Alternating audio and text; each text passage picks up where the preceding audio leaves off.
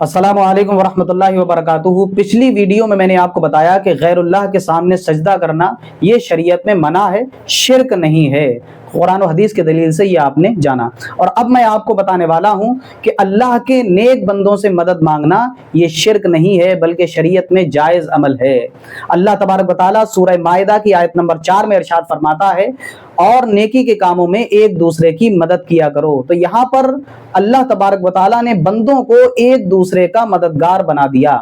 सूरह माइदा की आयत नंबर 55 में अल्लाह तबारक व तआला इरशाद फरमाता है कि बेशक तुम्हारा मददगार अल्लाह और उसका रसूल और वो ईमान वाले हैं जो नमाज अदा करते हैं। सूरह तहरीम की आयत नंबर 4 में अल्लाह इरशाद फरमाता है, बेशक उनका मददगार अल्लाह है और जिब्रील अलैहिस्सलाम और नेक ईमान वाले और उसके बाद फरिश्ते मदद पर हैं। सूरह मोहम्मद की आयत नंबर 7 में अल्लाह इरशाद फरमाता है कि ऐ ईमान वालो, अगर तुम अल्लाह की मदद करोगे तो अल्लाह तुम्हारी मदद फरमाएगा।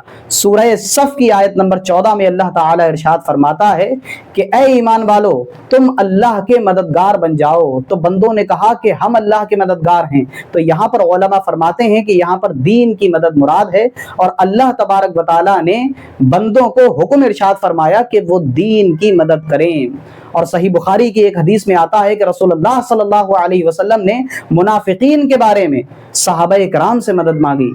तो यहाँ पर कुरान मजीद की आयतों से मालूम होता है कि अल्लाह के नेक बंदों को मददगार जानना और उनसे मदद मांगना ये शिर्क नहीं, बल्कि कुरान और हदीस की तालीम है। ये शिर्क कैसे हो सकता है? और इतनी रोशन दलीलों के बावजूद कुछ बेवकूफ किस्म के लोग कहते हैं कि जिंदा से मदद मांगना तो जायज है, शिर्क ये है कि फौत शुदा लोगों से मदद मांगी जाए। तो मेरा उनसे सवाल ये है कि तौहीद के बाब में कुरान और हदीस के अंदर ये उसूल किस जगह पर लिखा हुआ है कि जिंदा से मदद ली जा सकती है और फौत शुदा से मदद लेना शिर्क है? ये उसूल आप कुरान की किस आयत से लेकर आए, या रसूल अल्लाह की किस हदीस में ये उसूल लिखा हुआ है? इसका जवाब मुझे कमेंट बॉक्स में जरूर दीजिएगा अगर आपके पास इसका जवाब है।